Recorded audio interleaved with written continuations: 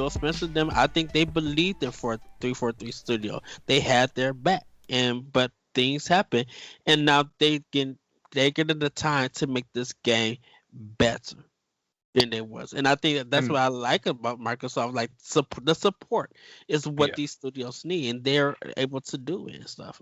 yeah. And with that said, I think we'll wrap this up here. I'm Oh glad. man, I'm I'm having glad. so much fun. I know. I'm glad that we got to talk, more about this and get your guys' thoughts on the 20 years of Xbox. But I do have other people who would like to sit down and talk with me about That's not their true. 20 years of Xbox. so so uh so we will go to them and get their thoughts now. Hello everybody. I am sitting here with Josh Finney, and we are about to talk about his history with Xbox and helping us celebrate the 20-year anniversary. How's it going, Josh? It's going great. Thanks for having me. It's been a little while since we did a show together. Yeah, it's been a little bit. I think we did a boss rush maybe at some point. I think you might have came on I think for like a back in little bit. April or Yeah. April or March or April we did one together. Yeah. Yeah, but yeah, it's definitely been a while. I always enjoy chatting with you, and Well, thank you. I appreciate that. yeah, you enjoy. I do. I definitely miss that old Arsenal X. I completely understand. I'm glad you guys are kind of doing your thing and getting out there and Yeah. doing all kinds of other stuff. Because honestly, like that's what this has always kind of been about, is just trying to, hopefully people find their passion and go Right. go do what you're gonna do. Because I've actually been thinking about doing something myself, doing a podcast where I just watch all the Leslie Nielsen movies, and Oh, each no. episode is, and I forget what I was joking about calling it.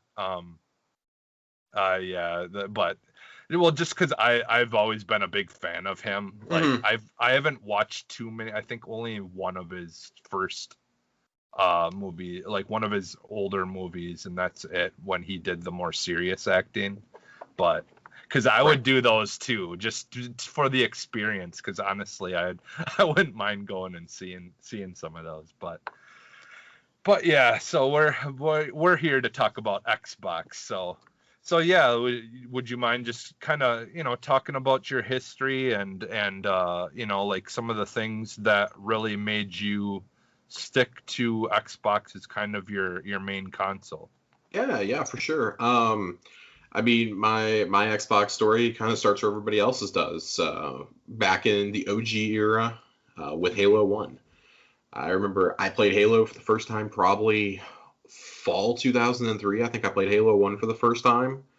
And God, I'm going to show my age here, but I think I was 11 when I played it. Yeah, I was about 11 when I played Halo for the first time, and I didn't quite fall in love with it right away. Ironically, what I fell in love with were the RPGs. Yeah. Halo may be my favorite series of all time, and that's largely thanks to Halo 2. Yeah. But Knights of the Old Republic and Morrowind, and then later on down the road in 2005, Jade Empire and Fable are really what did the heavy lifting for me as an early fan. I don't think I've ever been as captivated by a game the first time I booted it up than I was for Morrowind. I didn't know what Elder Scrolls was. I'd never heard of this weird company, Bethesda. And, years later, here I am, I'm a giant Bethesda nut. I buy every single game that comes out. I've bought Skyrim probably 3 or 4 times now.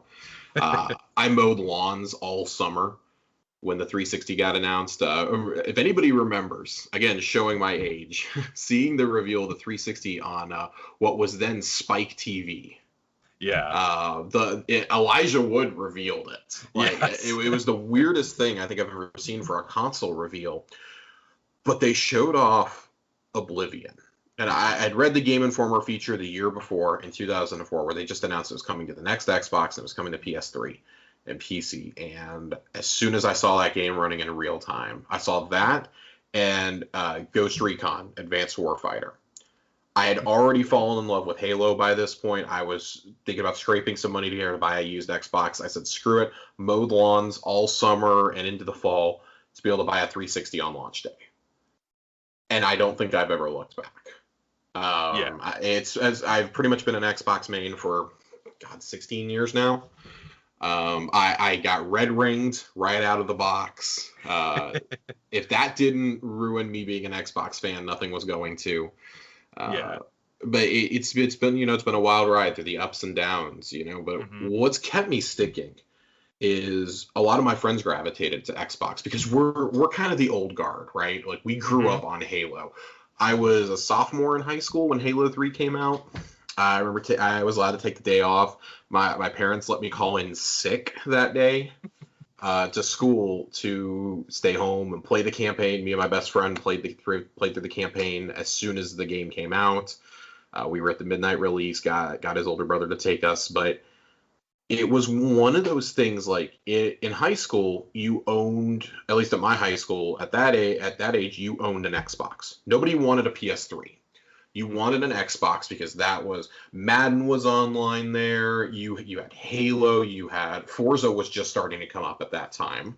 We had Forza. We had Project Gotham. Call of Duty 2 was actually really big when the 360 came out.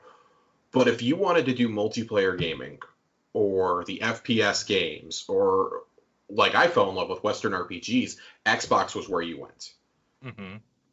And PlayStation, and they very much have kept this going throughout. If you wanted platformers or like that weren't necessarily like super kiddie, that weren't like Mario-esque, but that were a little bit more mature, like Jak and Daxter, Ratchet and Clank, you wanted any Japanese title at all, you pretty much went to PlayStation. And that Final Fantasy was pretty much exclusive over there. Like that's kind of where the line in the sand got drawn. If you played by yourself, you were probably on PS2 or GameCube, and then going into the Wii and the PS3. If you want to play with your friends, and I still think this is very close to the truth, you played on Xbox. Xbox Live was an infinitely better experience than trying to play online on a PS3. Mm-hmm. And I mean, online was practically non-existent with the PS2. Like that's what you had. Like I remember buying the starter packs that you used to have to buy for Xbox Live. It would come with the 12-month card. It would come with like a game download and a chat headset, and those crappy flimsy headsets we all had. They eventually replaced it with the little Bluetooth headsets, but I really loved that. I got away from gaming for a bit towards the end of the 360, but still kept my 360 on me for one thing, and that was Halo. Halo is what I continually find always brings me back. A lot of my friends jumped ship to go get a PS4 during the last generation, and that's cool. I understand where they're coming from. We're older now. I mean, I'm in my late 20s now, and it's you don't have so much time for those multiplayer games. Like the games I am playing are multi-plat. Where they're getting cross-play enabled in the next couple of months. Destiny's the big one that I play. But even other games I dabble in, like Warzone and Apex, like I know they've got crossplay or have crossplay coming. But Xbox somehow still keeps me coming back with those promises, and now with Bethesda, like there's no way I'm not ever going to skip an Xbox. Yeah, and I was saying this with Joe too, that I think that's just it though. It's just like Xbox has just always been the best place since N64, in my opinion, to have friends come over or play online multiplayer. Like I was saying to Joe, like for me, like the N64 was like, it was friends always at each other's house, bringing controllers over, playing, multiplayer on one screen or whatever. But then once the first Xbox came out, that was the first time that I really played a lot of multiplayer games on a console where everyone's in the same room, since the N64. And I think that it really brought everything I loved about the N64 playing with friends stuff but then it also gave you all these really good, mature, cool titles of games that I liked. It was a console that when it came out, I mean, I was 9 when it released in 2001. Yeah. I got a GameCube over an Xbox because when I looked at the Xbox, like I was interested in it because it's made by my 9-year-old brain goes, it's being made by Microsoft. I'll probably really like it then. Yeah. Because I played a lot of PC games before. I played games on PC. I had an N64, I had a Game Boy, all that jazz. Yeah. But what got me to go to a GameCube was there was a new Smash Brothers and there was a new Star Wars game at launch. A couple years in, I started going, okay, well, I'd really like to try and get a PS2, for my birthday. Yeah. Right around the time I started wanting a PS2 because I'd played Jak and Daxter at a friend's house and had fallen in love with it. Like that was it. That sold me on the console. I wanted that and Twisted Metal Black. Yeah. And then I played Halo for the first time. I played Halo. I played Morrowind. I obsessed over Morrowind. I cannot tell you how many sleepovers I did in a row at that friend's house to beat Morrowind. It was borderline unhealthy how much time we spent together beating that game, and then I turned around and did it again during Oblivion.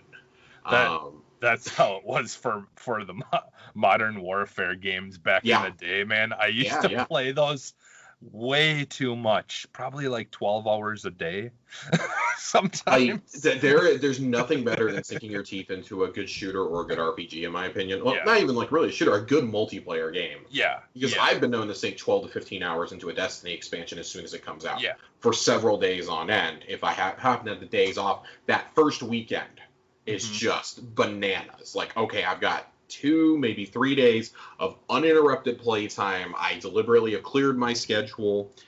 It's like the only other company I have ever done that for is Bethesda. Now it's ironic that, like, with the exception of Bungie, it's all underneath the same umbrella now. You've got Halo, you've got Gears of War, you've got Forza. Like, you've got these franchises. Like, I always see the criticism and the critique that, Xbox only has Halo, Forza, Gears, and Fable. And it's like, why do they keep making it? Well, they keep making it because it keeps selling. Yeah. It scores pretty decently every time around. It sells, they sell bananas amounts of copies. Like, you can't take PS4 sales numbers, for example, for exclusives, and then try to bring them into this argument. Like, Nintendo's always going to be an outlier. The PS4 is statistically an outlier in terms of attachment of first-party software, although I do think that's increasing across the board. Yeah.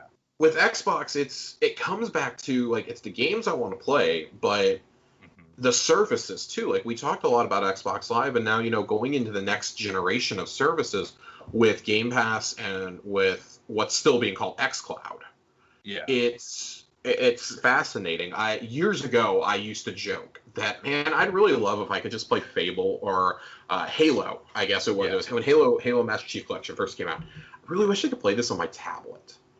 Like, I wish I could just sit in the back of this lecture hall that I'm only here because the teacher takes attendance. Like, I've already got an A in this class. I wish I could just sit back here and play some Halo.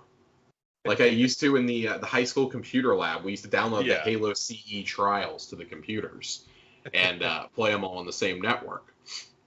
Well, remember when Xbox had teased that they were working on a handheld and the big sell for it was you'll be able to play Halo on the go, like, and everyone was crazy for that, and then it never happened. It never happened, but like I'm a firm believer everything in this industry especially happens for a reason.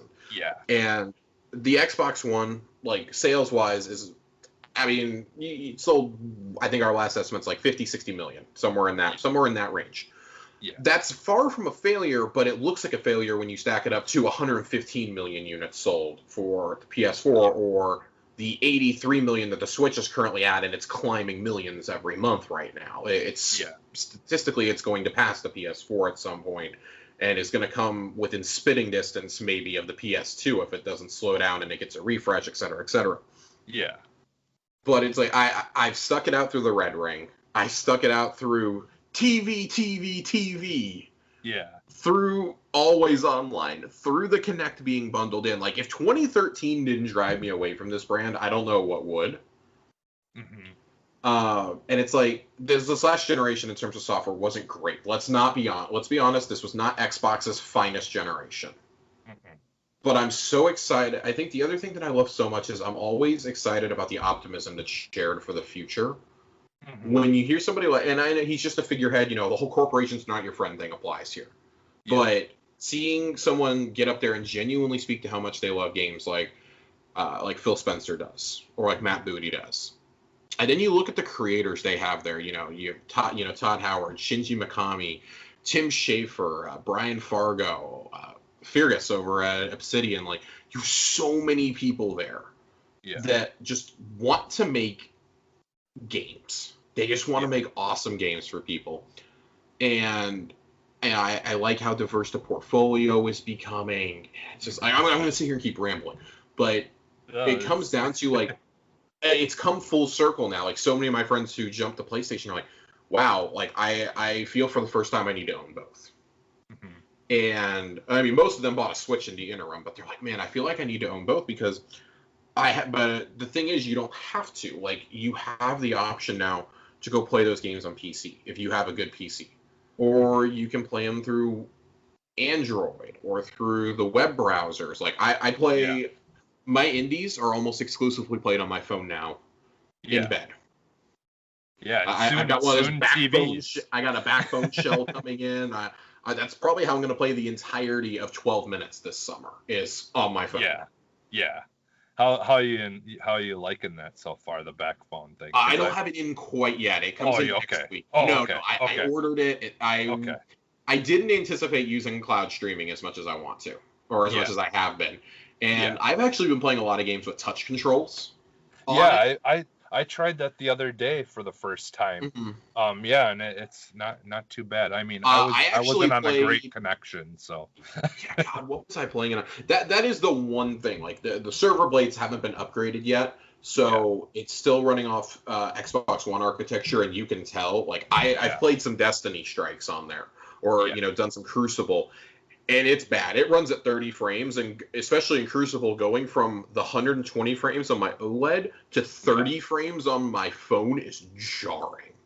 Yeah. I think it works really, really well for smaller titles, though, for indies. Like, I think ID at Xbox is going to see an even bigger boon.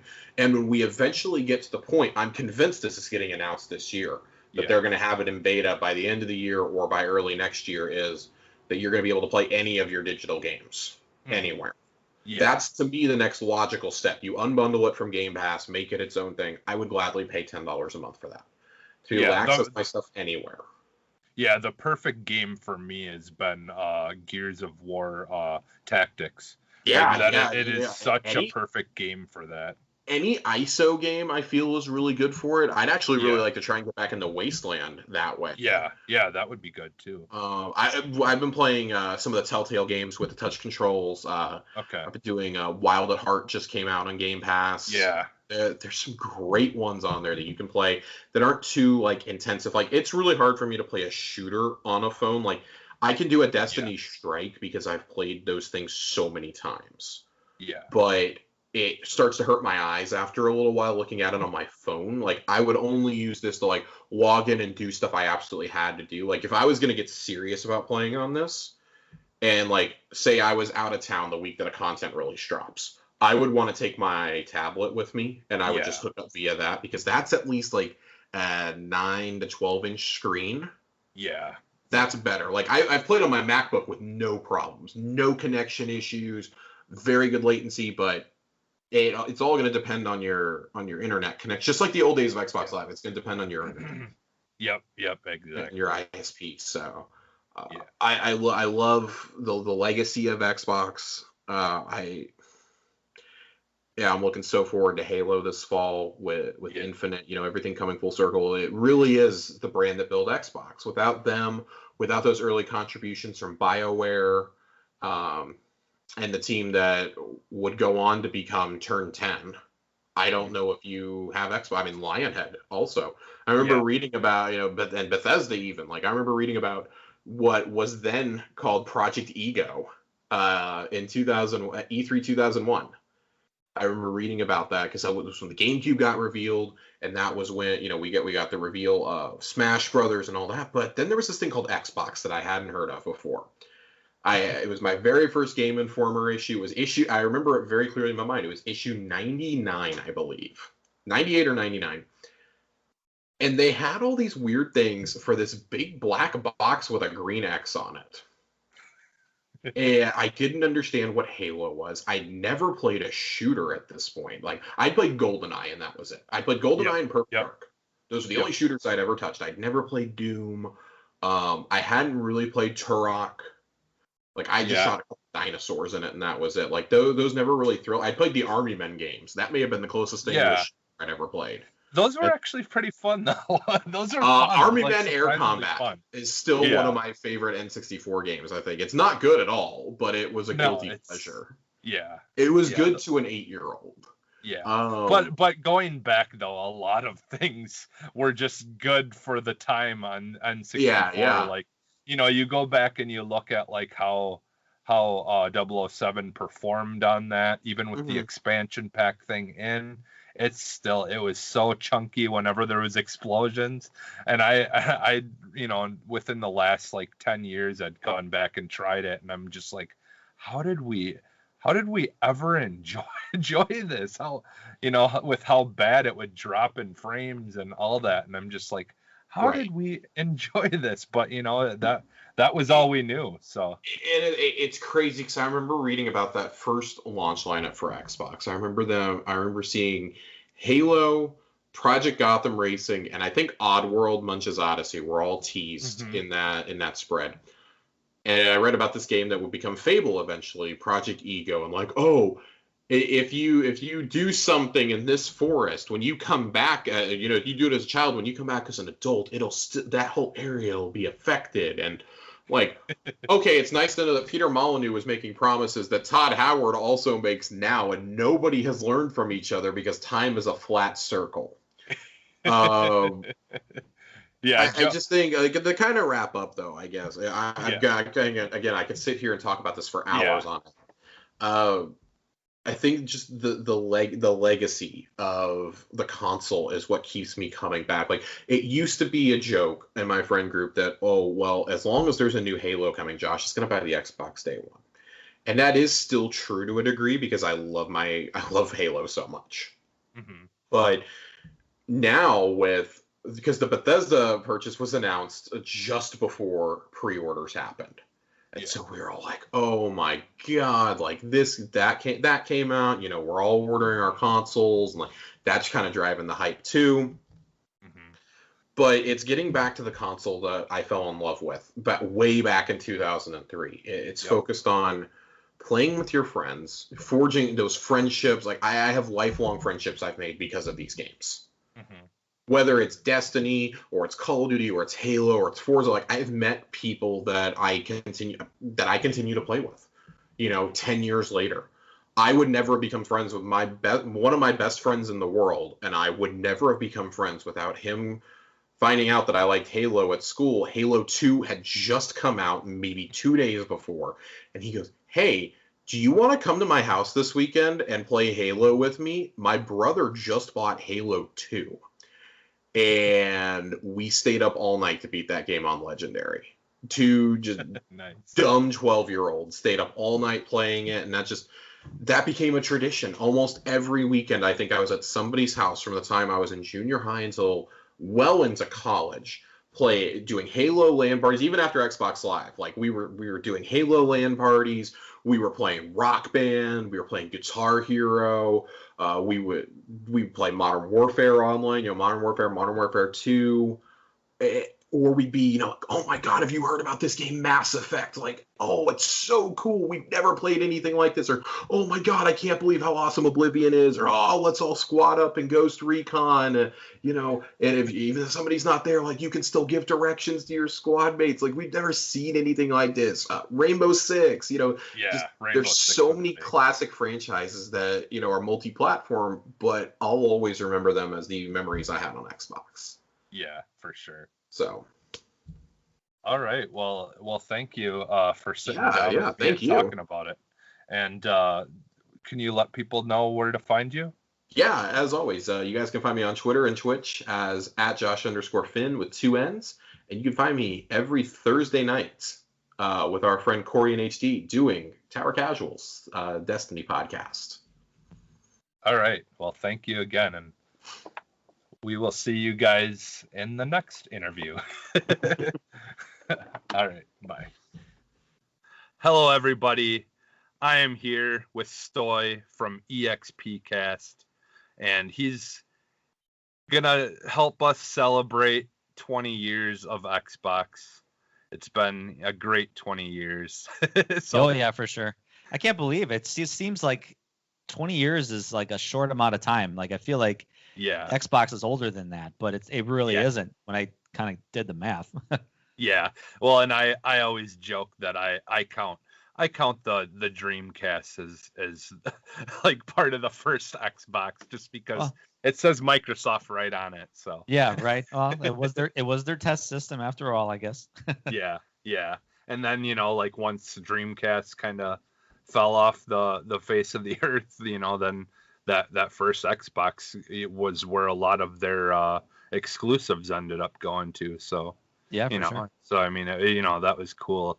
And like there's been talks recently, a lot of people about speculating, buying up companies, and I think it would kind of be cool if Sega and them kind of like teamed up again. Bring it back to that past, because they kind of said that they're trying to go for that original Xbox kind of feel with the new one and stuff. So right. Well, wasn't there a recent Sonic showcase and they announced this partnership with PS Now or something for a lot of their games? Yeah, I think there had been something that I didn't really get a chance to watch much of that. Right, same. Yeah, because I'll be honest, we've been kind of busy this week. We're doing a massive garage sale, like a bunch of my family and a bunch of my wife's family just all brought stuff to our place, and we're just marking everything and trying to get it all ready for this weekend. So tis the season, man. Garage sale season. Yeah, although it's raining like heck right now here. Yeah, I know. It's raining down here too. You live like an hour and a half north of me, so. Yeah. Which I was just curious. I don't know if you had seen anything about it, but were you possibly thinking about if you could go into the game summit at all? Where is that? It's in Illinois. Okay. I just saw it got announced. But that's in June or July. It's in July, I believe. Okay. All right. I believe it's middle to early July. Yeah, because I guess a bunch, Celeste and a bunch of people are gonna be going, from Boss Rush there, and so we gotta have a meetup, man. Boss Rush meetup. Well, and that's the thing, like other than Ed, I haven't really met anyone in person yet. So yeah, so I mean, you guys but yeah, so. That'd be cool. I'll find out when the dates are, and I mean that's something we're looking into. Like we're definitely going to Midwest Gaming Classic, which is going to be happening up here in Milwaukee in November this time. Yeah. But we're down for that. I'm down for that. You know what? I might have to look into trying to go to that because that's something too I've been wanting to go to for years, but I just never really pulled the trigger on it. So once they moved to the Wisconsin Center, man, it just blew up. Yeah, blew up. It's huge now. Yeah. So. Yeah. But 20 years. Yeah, Xbox. Of Xbox. Yeah. No, I remember what blew me away about the first Xbox was that it had a hard drive. Yeah. And you could upload music to it. Yes. And I remember one of my things that I always loved doing was I loved playing racing games. I love racing games, Mm-hmm. And I always it'd be cool because like some of the racing games like Gran Turismo, for the PlayStation had soundtracks, but they were never the greatest. So I'd always turn my stereo on and just listen to my own music. Mm-hmm. When I found out Xbox had a hard drive and you could play music during some of the games, it blew me away. So when I was playing Forza Motorsport when that first came out, that was like the Gran Turismo killer. Yeah. Another one I thought about recently. I was talking about it recently with one of our guys in the podcast, Josh. This game called Apex. Yep. Where it was like you're racing. You're part of your own like car company. Yeah. And you're designing cars and you're racing your cars. And the more you win, the more in tune you can design your cars. And okay. And that had a custom soundtrack too, where you could kind of listen to your own music while you race. But I thought the concept of that was so cool because it was like here you are, you're hand picking the design of your cars. Mm-hmm. And I just wish more games did that, later on. But yeah, that's kind of, that reminds me. We went to Disney a couple of years ago now, and they had the whole, I believe it was it was I think either Chevy or Ford, but you essentially, you can put all these pieces of the car together and make your own car, and then you go in this like little car looking thing that goes on a track, and then your car will perform according to how well you built it. So like when you have to go around corners, you might slide if you didn't put like a decent enough tires on or whatever. Like, so yeah, something like that. Cause I remember hearing about that game, and I, like you, for a lot of like the PS2, especially in PS1 era, I did a lot of like playing racing games, even though I'm honestly not a car guy for whatever reason. Like when it comes to sports and on games, I like it, but I don't care about the actual sports a lot of the time. That's okay. So, it's weird. I'm a huge soccer fan. I coach it. I play it. I'm invested in English Premier League and everything, but FIFA, I can never get into it. I buy it every year. I play it for like maybe a couple hours, and then that's it. And I do it every year. I don't know why, but because there's a lot of like just things that I like from one of the games I always bring up from the original Xbox that was an exclusive that like I feel like almost no one ever like really played it a whole lot. It wasn't super big, but did you ever play Death Row? Death Row, was that oh no, I'm thinking of Death Wake. Death Row was essentially like ultimate frisbee. Okay. Like mixed with like basketball, but then on top of it, like your characters could fight like a fighting game. So like you'd be running around trying to get this disc that's like flying at like light speed through the air and like, passing it. But you could just start kicking the crap out of the other team, so that player wouldn't be able to play. I never heard of that. No, I was thinking of like Blood Wake. That's what I thought of. Okay. It was like the speedboat racing game on the Xbox. I think Yeah. So, well, Death Row is backwards compatible, I believe, on the Xbox. Like, it was on Xbox One, so I would imagine it would be on the Series X too. But that's the one thing why I love Xbox so much is that they actually care about the history. Granted, not every Xbox 360 game is backwards compatible, but a good majority of them. Like, if you played it during the 360, more than likely it's backwards compatible, and it's all the way up to the Series X. Like, if you still have the disc, you could still download it and still play it. Like, and even like some legacy Xbox titles. We were talking about the game Black. It's like this big first-person shooter kind of Michael Bay action style game that you can still like pull it from your shelf, and you can still play it on the new system, and that's kind of why I like Xbox so much. Yeah, exactly. That like that. It was kind of funny because like Sony had taken the opposite stance where they just didn't think that was really that big of a deal, but like.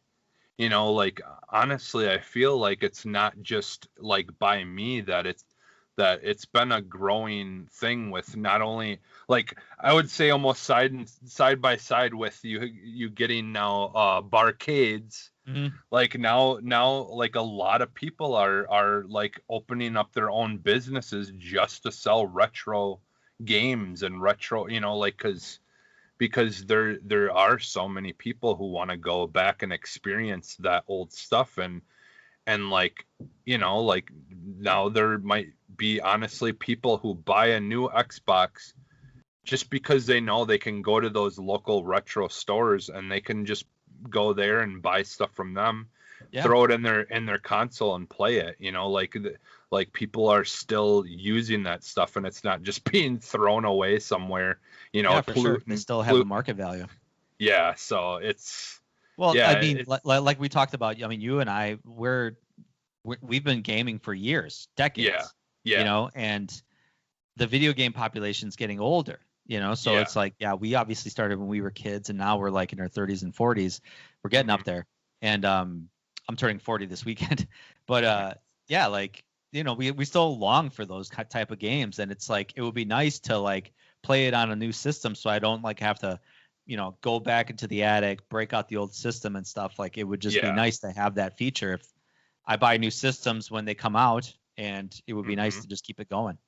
Yeah, it's like my kids. I broke out the NES and put Duck Hunt in it, and they loved that and stuff. Yeah, because I've honestly, or actually, speaking of having a rummage sale, I'm probably gonna I've got like 4 or 5 CRT TVs, and I'm just gonna get rid of a bunch of them because I don't like. It's just things that I got for free and acquired, but I got one. That's all I need to put all my retro consoles and stuff on. But right. Those things are heavy, man. You know, you're gonna save a lot of room selling those things.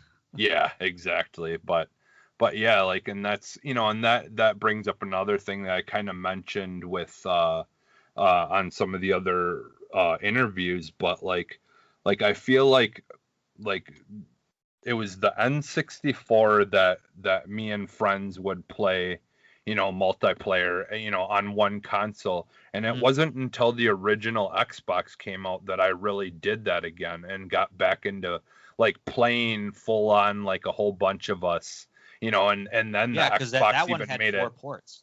Yeah, and it made it where you could hook up multiple Xboxes to a router, and you'd be able to just, you know, have a whole bunch of games going. And bro, those Halo LAN parties, man. Yeah. Those Halo LAN parties. I mean, Halo is, I mean, people say like, you know, GoldenEye really kicked off multiplayer, but I really think it was Halo.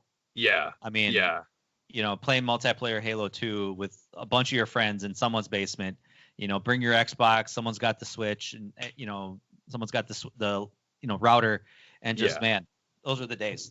I had a lot of fun times of, you know, like, and even outside that, a lot of times I would go over to our friends, like me and my sister at the time kind of had a bunch of the same friends at some point, you know, because she was only a couple of years younger than me or whatever. But we would just go over and like hang out with, you know, friends playing Halo and stuff, you know, until like 4 or 5 in the morning, you know, like we would just pull an all-nighter, and that was like an every weekend thing, you know, like it was playing games all weekend, barely sleeping, and, you know, like just trying to get every second of the weekend in to do fun stuff, you know. And grab a 12-pack of soda and just So I got to tell you an embarrassing story, but it's funny. Do you remember the game Dead or Alive Extreme Beach Volleyball? Yes. Yes. So that was, I mean, Xbox kind of was where Dead or Alive kind of sat, you know, that was their system of choice at the time. And I was okay in fighting games and stuff, and Dead or Alive was always kind of weird mechanics for me. But, you know, when you're a teenager in high school and a volleyball game with, you know, well-endowed women in, you know, the swimsuits comes out, you're like, you know, hell yeah, let's play that game. So I had an Electronic Gaming Monthly magazine, and there was a topless code that they featured in this magazine. Yep. And so I go to my friend, one of my best friends at the time, was like, bro, we got to get this. We got to unlock this. And he's like, yeah, come on, let's do it. You know, so we stayed up all night Saturday night. We had to go through like an entire campaign within a certain amount of time and put this code in at the end during the credits and this and that, whatever. And then afterwards, like, There was picture proof in this magazine. There was like we were legit. We did this a couple times and kept going through the magazine. What are we doing wrong? What are we doing wrong? It was in April, man. And I'm like, bro, this is an April issue. And he was all like, what is that supposed to mean? I was like, this is an April Fool's joke, man. That's like remember when Kuma was an unlockable character in Resident Evil 2? Yep. Electronic Gaming Monthly was so good on that. Like one of the best ones I think was the Wind Waker game. Okay. Where basically it was like if you reserved Twilight Princess at GameStop, you got a copy of Wind Waker with updated graphics, like non-cartoony graphics. Yeah. And that hit people hard. Like, well, yeah, especially since there was a lot of kind of anger and because people were kind of upset about the art style. I didn't like it. I mean, I ended up playing it on the Wii U and I loved it, but no, it was funny like reading the next issue of the May issue because I was like, I got to make a point to read the next issue, and the amount of hate mail EGM got for that. And they published all those letters, or they were like, someone sent an angry picture of themselves, like, you made me mad. I spent all night doing this, and it was funny. Yeah. But yeah. There's just back when the original Xbox came out, it was still like that was like looking back. I mean, there was a lot of great times, but like as far as like now, like the graphics and the having the ray tracing and all that stuff, we're definitely in the like one of the best times to be a gamer kind of era. Well, even just the power of that solid state hard drives, man. Like literally no loading times. Like it's funny playing old games on an SSD drive and thinking like, oh man, this is going to be a 1 minute long load screen, and then bam, like you're in it. Like it's almost like it's game breaking a bit. Like it's like kind of takes you out of it. Like, whoa, holy cow, it's not supposed to go this fast. Yeah, but, literally. Crap, I wish I could remember what game it was. But one of the games that they that's on backwards compatibility. Oh shoot, I think it's one of the rare games. One of the games on the rare collection. Maybe one of the Banjo. I don't remember, but when they updated it and everything and made it so it runs on the Series X, they actually had to slow down the loading speed for it, because once you got to a certain point, like it was loading the file up too fast, and it was actually causing it to crash because it was loading, like something happened where it was loading too fast, and they had to solve an problems issue right there. Yeah, the game's loading too fast. We need to slow it down. Jeez. Yeah, you couldn't finish. I think what it was is it was on the last boss too or something. Yeah, and so you couldn't finish the game or something like that. I forget what game. As gamers, we made it, man. Like back then, it was like loading screens were just like, oh, this is just how life is now. And nowadays, it's like no load screens, like crazy. Yeah, and like I don't know. Did you ever watch they had like a documentary series thing that the Xbox did, like talking about like the kind of the history and like Halo and they talked about a whole bunch of things, and it's funny just like hearing them talk about when they made that first Xbox, that they just basically just grabbed a bunch of things that they had around them and threw them together and just like to try to just quick make a console to get something out there. Mm-hmm. And it's just hilarious that where is it at? Is it on Netflix or something? Or? Well, no, actually I think you can watch it on YouTube. Okay. Yeah, well, I'll check that out. That sounds interesting. Yeah, it was like I think it's a couple of years old now, the documentary thing, but because they had like Major Nelson and like a whole bunch of people, famous Xbox people on there talking about all the, like them and a lot of them being older than us, and talking about even beforehand and getting to see some of that stuff in person when it was happening and stuff. But now I got to twist the question onto you. Okay. How many Xbox 360s did you own in your lifetime? I still have, I think, like 4 at my house right now. Good Lord. Which did any of yours break?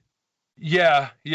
Like all of them that I have, none of them can play discs. None of them read discs. The only reason I held on to them is there was a local guy around here, for a while that was fixing them up and stuff. And I thought about, because he was willing to give me a pretty decent price on just doing a bundle of them like that. Yeah. And then I would probably just turn around and just sell them or whatever. But I've thought about trying to fix them myself, because a lot of them, all it is I just need to throw a new disk drive in it. Yeah. Or those parts are pretty easily reproducible. Like I just recently raised my PlayStation 3, my fat PlayStation 3 from the dead. Oh, and, okay. Nice.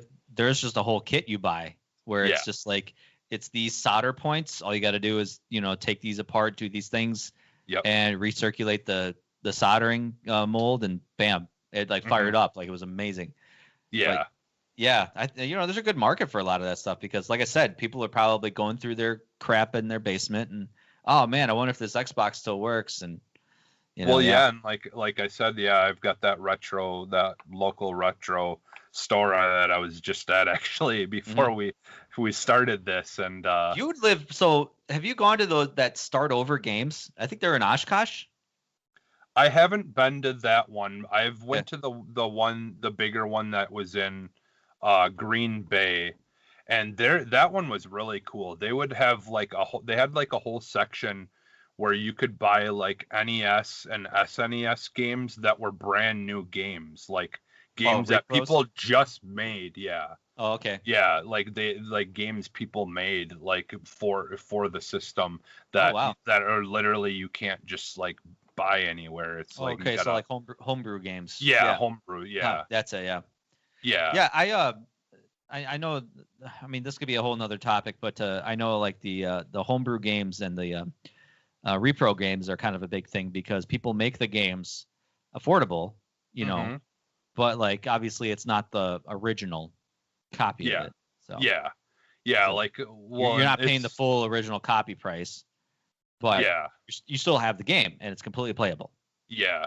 Well, that's like one of my favorite games is Fade to Black, which is the sequel to Flashback. Yeah, Flashback, and the guy that bought that, he's made those games. You can buy them brand new for Dreamcast and stuff like that. And all these cool games that people are making like brand new that just came out this year or last year that are for new games for Dreamcast.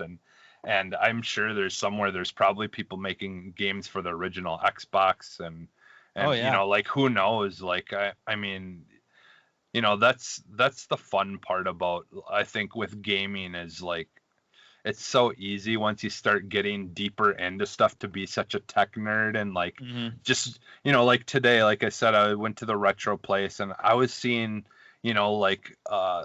things for consoles that I never even knew existed, like, or games that I never knew existed or whatever that are, also going for like $300-400, but because they're so rare. But it's, and that's the thing. And like kind of bringing it back to the whole, like, backwards compatibility is like, just imagine if someone had that foresight, sooner to make that something that, game companies continue, because like, it would be so cool if like some of those games that are super rare, or like every once in a while we get Japanese games that only released in Japan, and now we're getting them ported here, and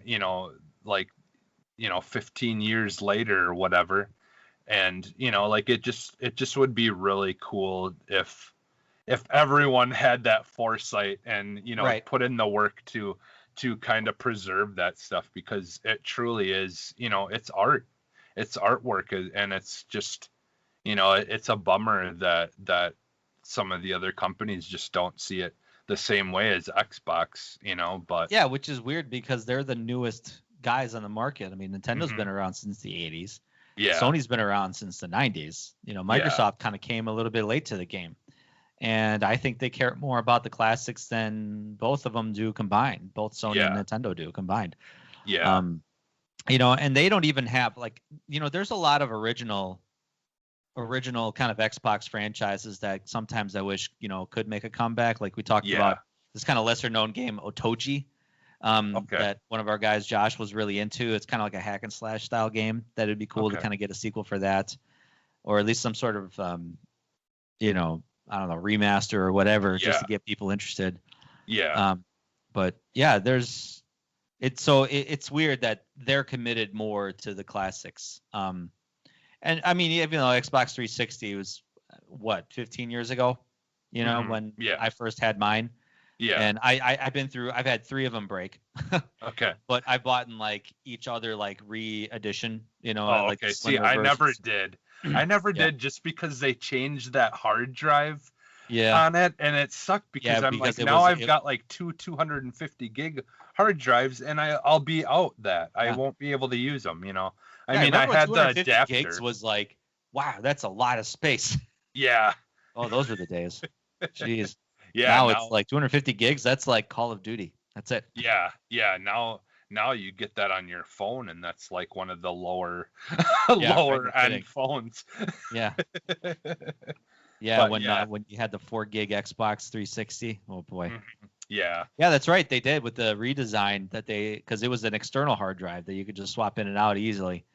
And but at the very least, they kind of made it They made it nicer that you can plug in an external hard drive, but that's taking away a USB port, which kind of sucks. Yeah. But at the same time, like, I don't remember if it was the same for 360, but I know with the Xbox One, you can put a USB hub in it, and you can plug a whole bunch of stuff in, Yeah. So like, at least it's like a PC in that way that you can do that, but I don't remember if you could do that with the 360 or if that was something you had to do special. I don't remember. I know, I think the last Slim edition that they had, they upgraded a lot of the ports. Like I think they put 3 ports in the back of the system. Okay. And of course they had to throw that Connect port in there too. Yeah. Yeah. Which I was one of the only people that was excited for. Honestly, the idea for that was genius. Like it was ahead of its time at the time. That kind of technology, like even Peter Molyneux was his little tech demo of that kid Milo or something like that. I mean, if that worked, like if they'd actually like maybe cared a little bit more, that would have been kind of cool. Like honestly, I hate to admit it, but I enjoyed the hell out of Dance Central on the Kinect, Well, like my favorite game was for the 360, but I loved Racketeer. Yeah, like that was just so cool, just because it was like like you'd stretch your arms out and then you'd have to like tip them to fly it, because it was like basically would turn the rock into like a scarab. And you would have to like kind of, float it into where you wanted to crash into the thing. And there was just. What was that one made by the guy that made not Fez, Rez? What was that game? It came out for the Kinect. Oh shoot! Where it was like you had to basically just like kind of like manipulate objects that came through you, and then you pump your fist, you throw it away and stuff. Yeah, shoot. Yeah, I can't remember what it was called. Yeah. I know exactly what you're talking about. Yeah. But I mean, admittedly, I think they delved into it a little bit too hard with the Xbox One when they released the Xbox One, and I think that's where kind of like Microsoft learned a lot of hard lessons during those first few years. Yeah. I think they wanted so hard for it to be the all-in. That's why they called it the One. Yeah. It was the all-in-one system. It was something you could watch TV on, you could watch movies on, and you could game on. And they almost wanted it to be like a computer, So I wouldn't be surprised if initially they had plans that do like a keyboard and mouse support earlier on, and that and requiring the Kinect to be connected and on all time, like that was a hard lesson. That was a hard lesson. I honestly think they would have been so much better off had they like day one said you could get the console with the Kinect, or not. Or not, yeah. Or if you wanted to, like, for Skype and things like that, you could just use your own camera. Right, Like, yeah. I think had they not been so fast and hard, with pushing that things may have been different, but like it was a bummer because I personally at the time, I didn't see anything wrong with it, just because I personally was excited. I wanted that. I wanted what they were selling. Mm-hmm. But it was a cool idea. Yeah, because I remember, like in the beginning there, I would plug another game console into the input, because remember, you could have the picture in picture and all that kind of stuff in the beginning. And so you could essentially be playing PlayStation or Nintendo games on through your Xbox. Yeah, that was kind of a cool feature. It just there's just like all those just cool little things that, like, as a tech nerd, was just kind of fun to mess around with. But like when you're looking that's the thing at Microsoft does well, is that they obviously have that. They have the biggest they're part of the biggest tech hardware company in the world, Microsoft. So they have access to a lot of that kind of research.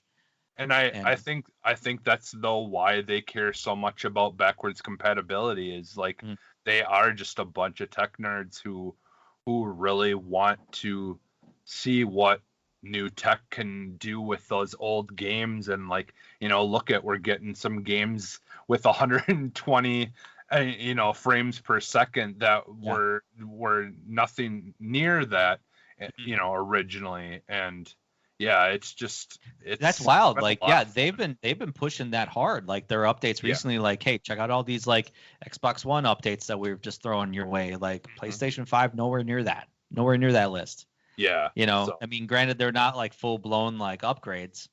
Like we're talking like real upgrades, but still, like, playing those games at 60 frames to 120 frames a second, it looks pretty silky smooth. Yeah, and I mean, I think like some of the graphics are updated, but it's all being done by AI. Like that's all they're doing, is they're running it through AI, and it's like redoing it through AI, which is is just insane to even, I can't even wrap my head around it. Yeah, I can't even wrap my head around it when I kind of read a little bit on like how they can kind of do that to old games with just a simple small update. Like, it's just amazing to me. Yeah, I just found out actually my copy of Saints Row the Third remastered got the free upgrade treatment. Yep. I'm super stoked about that. Super glad I didn't buy it again. But the second I was talking about that, the second Saints Row came out. Like, I mean, I always would get the Grand Theft Auto games, but when Saints Row showed that you could be a little bit more on the goofy, wacky side, but still have good gameplay like the Grand Theft Auto games, I was all into Saints Row after that. Oh yeah. I mean, first game was basic, but that's always how it's been with those kind of games. That first one is kind of just I don't want to I don't, and like, I don't want to discredit it, but it was like, they're trying to find their way, trying to figure out what they want it to be. And then 2, in my opinion, 2 is still my favorite, just because I liked how they locked or they didn't lock, like, make you have to find cheat codes to get all the fun stuff. Like, you could just do, once you finished all these type of side missions, you'd get unlimited shotgun and assault rifle ammo or whatever, and they would just that was actually good incentive to complete those side missions. Sometimes it's like, what's my reward for a side mission? Oh, a new assault rifle, great, whatever. But like that was actually good incentives to finish those side missions. I wish they would do that more. Yeah, honestly. I mean, I know they're working on the next Saints Row, so I hope maybe they can interject a little bit of that into it. Be kind of cool. Saints Row the Third was obviously my favorite because they took the kind of like over the top action, kind of like Michael Bay-ish a little bit, and obviously added their humor to it as well. That's a franchise that I honestly, I can say is probably right up there with like Portal and stuff, is like is one of those franchises that I just hope never goes away. Yeah. Unfortunately, with Portal, I don't know if we'll ever see another Portal again, just I because don't think so. everything's kind of broke up. You know, the people that originally kind of created that stories and Well, because that. it's been so long, you know, Yeah. it's like so much Yeah. time has passed. Yeah. You know, we think that with Mass Effect now, where it's like, okay, they're working on the next Mass Effect game, Mhm. but it's like a lot of that original people want that original trilogy style Mhm. of storytelling, but it's like a lot of those people left so long ago. You know? Yeah. So, Yeah. you know, you're gonna kind of get what you get, but like, don't wish for that. It's gotta advance and it's gotta kind of move, and that's why kind of Andromeda was doomed to fail. You know, regardless of the whole tech. I mean, that's a whole nother ball of wax that I Yeah. jumped out. But Yeah. I'm gonna stop. I'm gonna stop. Well, Well, you know, and Mass Effect was an original Xbox IP though at first. exactly, and that's, you know, like that and Morrowind, and you know, Mhm. there was a lot of, you know, like. Well, the Elder Scrolls is back. Yep, It's back. exactly, Back to be exactly. exclusive on Xbox now. So. Yeah, and I think we'll end it on that yeah, like this new console is looking to be like the kind of, you know, what they were kind of saying they wanted it to be. Is it's like a remembrance, it's bringing back those memories of how things were in that original Xbox came out, and you know, having the big things now like Elder Scrolls, and you know, that at the time never was even thought of dreaming about running on a console, but you know, they were able to do it with the Xbox, and then that kind of, you know, turned the future around for those kind of games, and it no longer was a, you know, just a PC thing anymore, and you know, and it's looking to be like, you know, like they're gonna be kind of getting into that nostalgia with some of these companies that they've acquired and stuff. So Definitely, for sure. And you know, Xbox, once they kind of turned the tables a bit on what they learned from the Xbox One launch, they became so committed to just, let's make it about the games. That's what we're here for. yeah. And you know, Phil Spencer, he's a god amongst video game nerds. Yeah. It's just I can't imagine, like, if that guy walks around in public, like people must bow to him. Like I'd bow to him. I'd probably be like shake my hand like, hi, Mr. You know, but like, you know, he comes with this ray of hope where it's like, it's about the games. We're here for the games. We're here to make great games and bring you some of our great games in our back catalog. And they've just been nailing it the last few years. Yeah. I mean, yeah. and, you know, reminding us that it's like, hey, we're here to play. We're here to have fun. That's what it's all about. You know? Yep.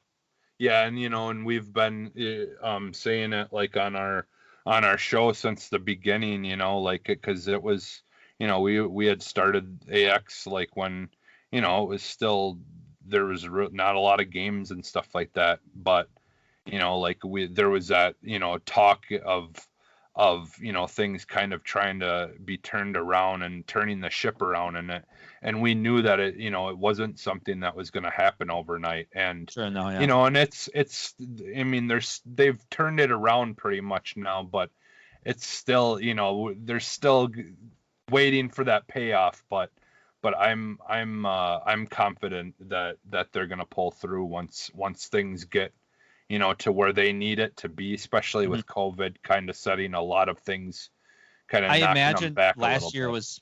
That's why I think like last year maybe kind of delayed things for everybody. You know, and I think this year at E3, Xbox is gonna come out guns blazing with like, bam, bam, bam. Here, you know, here are all these games that we finally promised you guys that, you know, you guys are gonna get. Dan on our podcast is still hopeful that they're still working on Scalebound.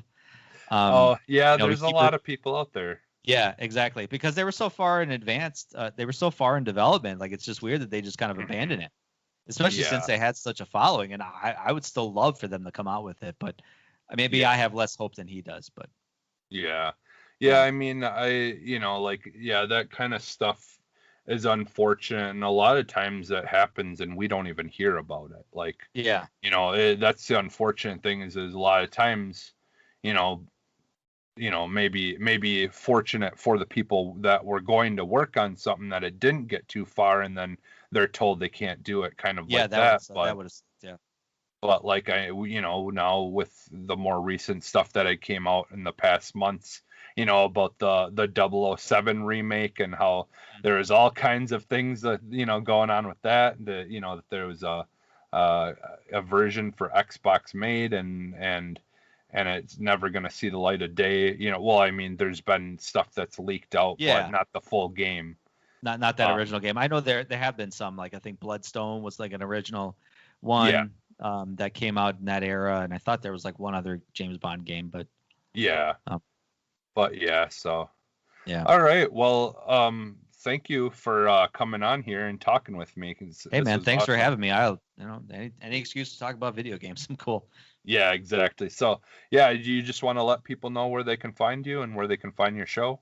Yeah, I'm part of the EXPcast, EXPCast. People always kind of ask like, how do we spell it? But when I say it out loud, but we're a video game podcast. We're part of you guys with the Boss Rush Games Network.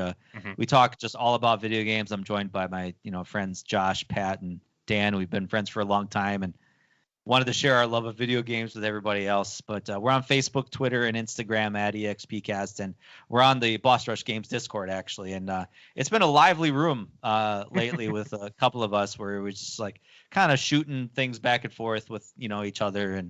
And lately, one of my guys says Time Splitters was a garbage game, and it got me all hot and heated and stuff. I was like, hang on.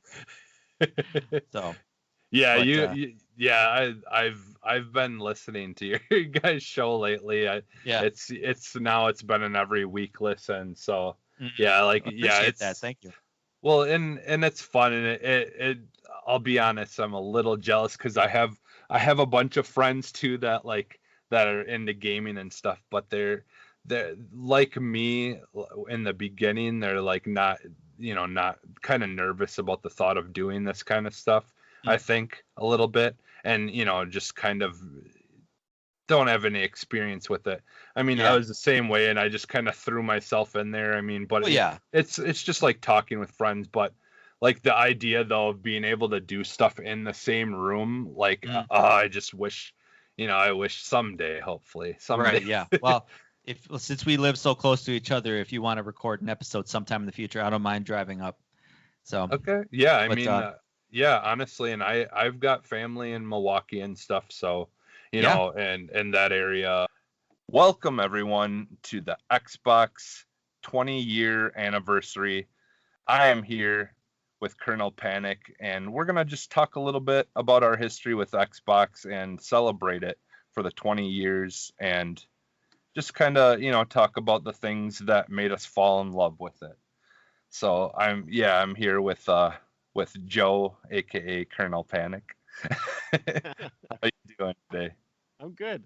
It's like half my friends know me by one name and half know me by the other name, and then depending on who I'm with, I'm determines how I refer to everyone. Being like, oh, my friend this. Be like, oh no, his real name's this. Be like, what are you talking about? Be like, never mind. Gamer tags became a real thing. Yeah. During Xbox. Well, even just even I remember doing a lot of stuff on AIM and Yahoo Chat, and back then it was when that kind of stuff first started, is like, ooh, what cool name can I give myself or for my email and everyone had the secret name, the name that you the account you would log into for your real friends, where all the other people would think you're offline, but secretly you're online. Yeah, now you can just log in as offline if you don't just feel hide like yourself. You don't feel like being social today. Come a long way. Yeah, and we are kind of just talking about 20 years feels like a long time, but at the same time it feels like it was just yesterday that the first Xbox came out, and playing Halo with friends and LAN parties and you name it. most of my early memories, real memories, stuff I really remember, most of it revolves around Xbox, oddly enough, which is just crazy. Yeah. You think about it's like that scene in a movie where you remember like all like it's like the Ocean's 11 where they show like kind of like what happened, and you're like, oh, the little pine tree air freshener was there, and that's the hint. To be like the Xbox was always kind of in the picture. Yeah. Like if you look at any of my pictures, like, oh, there's the Xbox. There it traveled with me. That thing was never had a permanent spot in my house. It was always like on my person. Yeah, well, and I was talking to Ed the other day, like that. I had a Dreamcast, which like I like to call the pre-Xbox, because I mean it's technically Microsoft help with it. It has Microsoft tech inside of it, but like even though that had 4 controller ports, it wasn't. I didn't really play a whole lot of multiplayer on there, and it wasn't until the original Xbox came out, since the N64, that I really had a console where it was like I wanted to play, like 3 or 4 of us friends at a time, or more, even with the LAN party stuff, and I think that's really what pulled me in with that, with that Xbox. Like did you have an N64 as well before that? Mm-hmm. Yeah, so I had definitely had an N64. We would do like GoldenEye, Mario Kart stuff with all my friends, like doing the split screen thing. So we would do that. I would say pretty much almost every weekend we would be playing Nintendo 64. The cool thing was that we all of us had Nintendos, so we basically would just bring a controller, and like if the friend doesn't have a game, and like you would have your memory card, like with if you had a save or something on it. I remember those. I was the first friend that had an Xbox, like to get an Xbox. Like I was the first in our group. I remember it was coming up to the holidays, and my mom's like, "What do you want for Christmas?" And I was still in that mode where you would go through like the catalog and cut out stuff, and like, these are the things I want. Try to present your case for as like whatever like theme of your presents, being like, I want to start to get into this, and you have like all the accessories panned out. I remember it was right when I think we started to like get internet in our house, that I did so much online research for like what console to get, because I knew that there was 2 that I could have got, and I was just like, which one's better?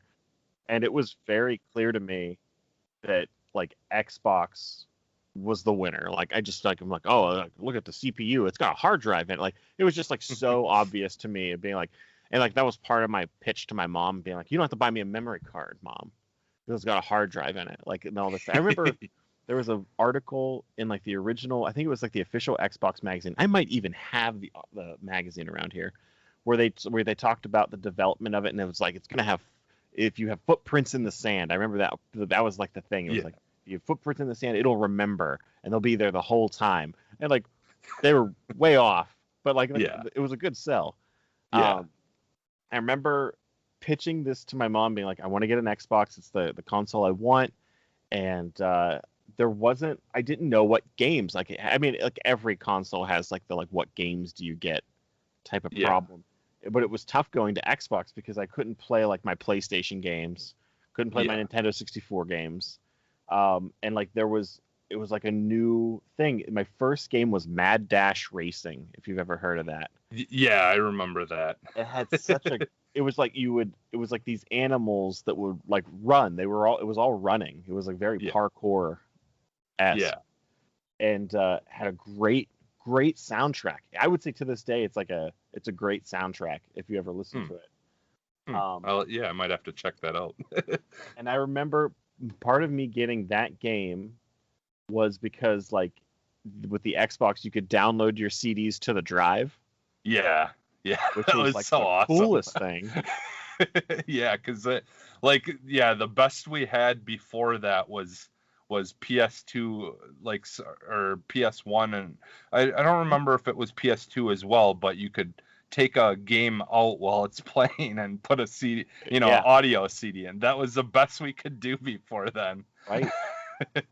And at this point, I had just gotten into like ripping CDs to my computer. Yeah.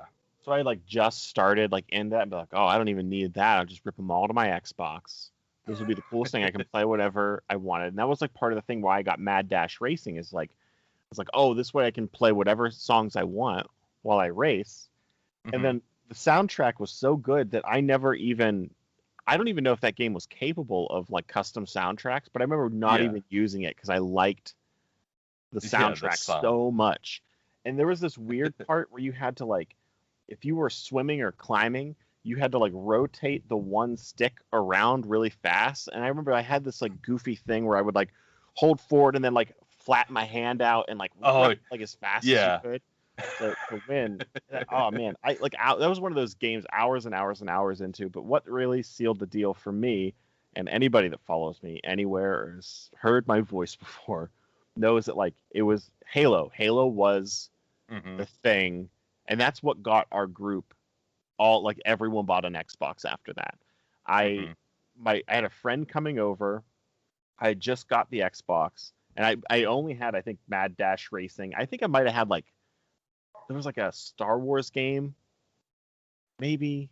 I don't remember. I had 2 games, but like none of them were really like good multiplayer games. It's like I have a friend coming over. I have a new console. Like I want to make sure that I want to play Xbox. I want to make sure that we have something that we can play. And I remember I had some money left over from Christmas or whatever, and I went to Best Buy, and again just browsing. I was like, I'm just gonna look and see what games there are.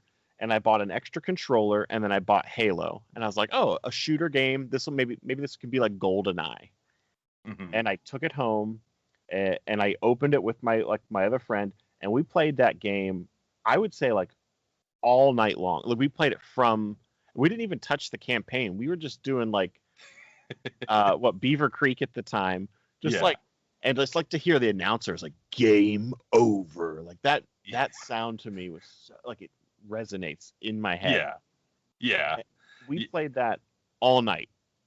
I can relate on so many levels with that because there was so many, because I like my sister and her fiance now, and like a bunch of their friends, we would always just all hang out every once in a while at the apartment my sister was living at, and like literally just me and a bunch of us would just sit up from like, well, I mean, we were up most of the day, but then we would sit up and probably start crashing around 4 a.m. like every single weekend. Just playing that for hours and hours.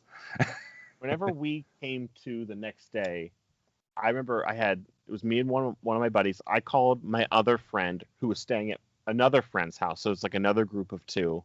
And I was like, you guys have to come over to my house right now and play this game. I so clearly remember like within 24 hours, I was like, you guys need to play this. Come out as soon as you can. And they got their parents to drop them off at my house like one does. And we played this game, and my friends were like, we were always like kind of like we like to pick at each other. And I remember as soon as we started to play, my one friend said when we came over, we had both decided on the way over that we were going to pretend like whatever game it was, regardless how much we enjoyed it, like it sucked, just like to make you feel bad about like us like making us drive over. But we like it's good, like we really like it. And I think within a week, one of my other friends had an Xbox, so we had 2, and that's when we discovered the whole like. First off, we discovered what a crossover cable is, and how you can't just put a regular Ethernet cable between two Xboxes. Yeah. Either go through a router or a crossover cable. I remember that. And we played that. So then the cool thing was that we could have 4 people and 2 per TV. And that was also a game changer. Be like, oh my God, like the screen looking, because you had 2 teams of 2, screen looking was no longer a thing. And we would make sure that we would like run the Ethernet cable from one bedroom into like another bedroom. So you actually have 2 rooms worth of content. And then from there, it was like, okay, now we have 2 more friends that we're going to invite over. So it's like now we're doing like the long panel and then the 2 smaller panels. Like, so it's like 3 people per screen. And I would say that I remember there was a time where we were doing that at my one friend's house, as one does, because it was that just dominated our life. Every weekend, Nintendo 64 was like a novelty. It's like, oh, we want to do this if we're feeling nostalgic, but ultimately we're playing Xbox. And I remember we played it with my one friend, and he was like, I gotta get going. My mom wanted to go shopping for school clothes or something like that. And we're like, we play all, like, I would say he was gone maybe 5 minutes, but he was probably gone 3 hours because we were playing Xbox, no concept of time. And he comes over, and we see his car, like, because they were neighbors, we see his car drive down, pull into his driveway, and then we see him running up my friend's driveway. Like, I would say, like, and he's carrying this, like, huge bag, and we're like, what's that? And he went to the store while he was clothes shopping, convinced his mom to buy him an Xbox and a controller. So then we had 3 in our group, and then it wasn't long after, but it's like somebody needs to get the 4th one. And then from there on out, it was LAN parties as long as we could, like, anytime we could. My one friend had a business. They had projectors. We would go and raid it and unhook all the projectors from the ceiling. And, like, we would, oh my God, it was all the time. All the time. That's the only thing that we did. And then I think from there, it's just like, it was a huge part of our life from there. I mean, like, we had Xboxes, so it was just like, kind of, what games can we play together? And to me, that's the cornerstone of Xbox, is just like playing together. It always had the best connectivity. It was so early on all that stuff, as far as, like, especially from a console perspective. Like, we had PCs, but, like, I never had a need to get, like, a beefy PC or to game on PC. Every time I tried it, it never really went well. I would get the game and, like, my graphics card wouldn't handle it, or, oh man, at the time my sound card wouldn't handle all the sounds. So you'd get, like, the music, but then nothing else, or only the sound effects. And it just was, like, such a thing. Like, we would all have to, like, conference in to be like, what game are we going to get next? Because we all have to buy the game. And we would only buy games that, like, support, like, the 16 player, or like the the System Link or the 4 Xbox connection stuff. Man, but it was always Halo. It was Halo up until college. Like, we were just playing Halo. That's the only thing that we really played consistently. Every time, and oh man, Halo 2 online, you get to play with strangers. Oh, that's the thing, is, like, I mean, Halo was so dominant that I feel like most people our age, the story is the same. Like, it was, everyone, it was Halo. Just playing Halo all the time with friends, and every free moment that you had. And like, I mean, that original Xbox, and just even, like, I mean, once 360 came out, you had that kind of well established, but I mean, like, it was such a big deal, though, with that first Xbox, to have the ability to just connect right out of the box to the internet and stuff like that, and just playing against other people without having to be on a PC was such a big deal. Because like, I did do some PC gaming. I had kind of been fortunate, and I had saved a bunch of money, and my grandparents helped me pay for the other half, but then I had to pay them back, and I got a PC for editing. But once the Xbox came out, and, like, everything was just so much more simple, like, I was like, okay, I don't really need to worry about PC gaming anymore, because it's close enough right now with the way consoles are going. So, oh man, if you ever try to play, I would say even now, like, first off, like, if you try to play like OG Halo on an original Xbox, it's tough. Like, the controls, like, don't quite make sense, but, like, they're close enough. But then, like, if you were to go back, I remember once we started to play Halo, and you would go back and try to play GoldenEye, you're just like, how do you do this? Like, it doesn't make sense in your hands to try to play GoldenEye anymore, because you have to, like, pull this and then you can aim. Otherwise, you're just kind of, like, waving it. Oh man, it was so weird. But I remember, that was a big game changer too, is the dual sticks, and the way they had finally kind of implemented that, like, really well balanced controls. I remember the 360 was the first console I bought myself. Like, up until there, I survived on, like, birthdays or Christmas. The November launch was a good timing. But I remember I was living on my own, not on my own, but like not at home, and the 360 was like announced, and like to me, like the thing that stinks about the 360's launch is like the hard drive was optional, but like it definitely wasn't, and it also wasn't for the first Xbox. You know what I mean? So it's like, wait, like you can't take it away from me. I guess that wasn't that, but it felt kind of like it. You had to pay more, and you got to get that silver tray. And I remember I went to GameStop with like all my Xbox stuff, and I was like, any of the games that I knew that I wouldn't play, and I got rid of my Steel Battalion, which was the big money maker for me. Yeah. And I like traded in my Xbox, and I had already gotten a new original Xbox because when they had that translucent Halo green one, 100% had to get it. Yeah, that was like it was amazing. This. And I traded that in with the Steel Battalion, and I think I still owed like $60 or $70. Like, not great trade-in. If I would have that stuff now, I would get more than enough for, like, than I would. Yeah, because I think I've been looking into getting an original one again, and I think they're going for like anywhere around like 90 plus to get one for in decent shape. Let me. I don't even know what like the Steel Battalion thing. That was like I think $300 when I bought it. Oh yeah. Well, even nowadays, like look at how much it costs to buy just one of those basic steering wheels for like Xbox or for PC.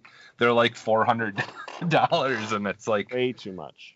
Yeah, because I'd love to get one of those again, but it's just really hard to be able to tell myself that I'd be okay by spending that much money on just a peripheral. So, Steel Battalion controllers on eBay right now, the cheapest one that I can find is $350. Upwards to like in the box stuff, $750. Yeah, man, missed opportunity on my end. But I mean that was our whole entire life. Like I look back dreading all the times that I sold like all my Ghostbuster and original Turtle figures for like 25 cents or 10 cents in a garage sale, and like I gotta get rid of this stuff. Yeah. I remember when I got my 360, I got Perfect Dark with it.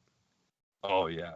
And I didn't even finish the game before we were back in Halo 2. Like I was like, oh, new console, gonna do this. Put in Perfect Dark. I think I played up until the point that there was like a jungle level or something. Okay. And then like immediately was like, my friends were like, you guys want to play Halo? I'm like, yep, let's just play Halo. And we just went back to Halo. Like we just kept gravitating back to that game. Then, like go ahead. Sorry. No. I just like that's the only thing we played.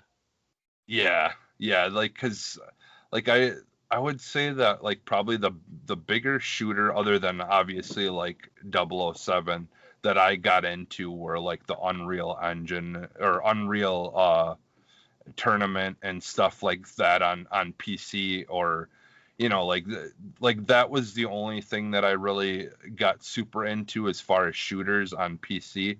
But once Halo came along, it like all that stuff was just didn't compare in my eyes at that point, because it was similar, but at the same time the arenas were, I mean, those maps in Halo 1 and 2, like, I mean, some of the coolest like multiplayer maps still to this day, in my opinion. Like even now when Halo 5 has that CE throwback, which is my favorite game mode in Halo 5. And Halo 5's multiplayer is solid. It's when they do that throwback and like I get to play Hang 'em High with like new like modern controls and like clamber and sprint and like the original pistol, and it feels perfect to me. It's like this is how I remember Halo, even though that's not how it was. Like this is how it felt to me. And Hang 'em High is, it's just my favorite map. My one friend, this is a true story. I made my friend so mad killing him in Hang 'em High because I had the reticle on that pistol. I did not use anything other than that pistol. There's no need for a shotgun, no need for a sniper if I can get the pistol. Yeah. And I remember like I killed him so many times that he punched a hole in my wall. And to this day I cover for him for that hole. But I remember like we were playing and we were in separate rooms and I hear a loud bang and then like he like left and like I saw his car leave and I'm like, what happened? And there was a hole in the wall and he's like, it's like you made him really, really mad. And I was like, oh, I didn't know. I mean, like, I get it. But man, I just will never forget that. And it still feels like that to this day. It's just like you get me on Hang 'em High and it feels so natural. Yeah. But I've had every Xbox since then. I mean, mostly is like, I mean, Halo obviously is the big thing, but it also just feels like that's the space that makes sense to me. I've had every PlayStation as well since, and I get it to play like single player games, but even when I play online with PlayStation, like it just doesn't feel the same. It feels like there's an ecosystem for me to exist with friends on Xbox, and PlayStation is like the book I read before I go to bed. You know what I mean? Like it's like, and there's space for both, but like Xbox is the majority of my time, and it's where I hang out. Like that's my hangout space. Yeah. Yeah, I'm exactly the same way. Like, you know, that's really why I gravitated towards Xbox as well, is like it's always been like the place for multiplayer games, right? Like I mean, even a lot of their IP are you know, have some form of online play, and you know, and I've just always been a social gamer.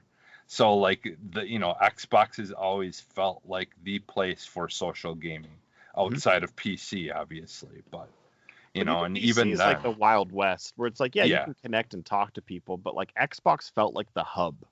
yeah, like Yeah, like because there was more interactions. Like when you're playing multiplayer on a PC, it's not like everyone brings over their controller to play on your PC. Like, you know, like Xbox not only gave you the ability to play online with friends, but to have them come over if you wanted to, and all be playing on the same console if you needed, you know, and just kind of it just brought friends together. Period. most of the friends that I play with to this day is because we played like on Xbox together. Like that, Yeah. it was like it came out at the perfect time for like our impressionable youth to create like very lifelong strong bonds together. And just like knowing what like everyone's like all my friends' house like was just like an extension of my house, you know. Yeah, exactly. Like I don't think anyone's mom would bat an eye if like they saw me like in their refrigerator getting a drink. They would just be like, oh, it's Joe. Like they don't know how I got there, how long I'd been there, anything like that. Be like, oh, they're probably playing Xbox. Like, how much trouble did that keep us out of? Like, it had to have been mounds. Exactly. You know, like that's the perfect like example of like you know, why gaming in a lot of ways it can be a positive thing. You know, over the years there's been people who've tried to, you know, spin it in a negative, that it's a negative thing, but you give me someone who just goes out and plays video games versus someone who's going out and, you know, causing, you know, whatever around town. You know, it definitely kept us out of a lot of trouble. Right. I think they're everyone's always going to blame whatever new medium is out there, and unfortunately, with video games being tech oriented, it's going to be video games for such a long time because they're going to evolve. Like substantial. I mean, like think about 20 years from now, like what is this space going to look like? I would I find it hard to believe that Xbox doesn't exist in 20 years. It's not going to look like what it does now, but like it's definitely going to exist. And I think it's going to be a lot of the same thing. I think you're going to be like, Xbox is how I connect with my friends, and like that's how we play together. And I think that I don't know. I feel like it's a very strong argument that Xbox is like where you go to hang out, and I think it'll always be that to me, at least. Yeah. All right. Yeah, I think we'll end it with that. It was a great talk, and definitely a lot of, it's always fun to go back and look at all the things that we've done, and things that people, friends that we've made through gaming. And Xbox, yeah, for you as well as me, has been there pretty much the whole time. Yeah, out of all the stuff I can remember, Xbox is Yeah. like there. Yep. Exactly. All right. Well, would you like to tell people where they can find you? You can find me on Twitter at Colonel Panic. That's K3RNL_Panic. Good luck spelling it, but that's where I am. You can find links to everything else there. All right. Well, thank you for sitting down with me. It was a lot of fun. Hey, thanks for having me. Yeah, no problem. Bye.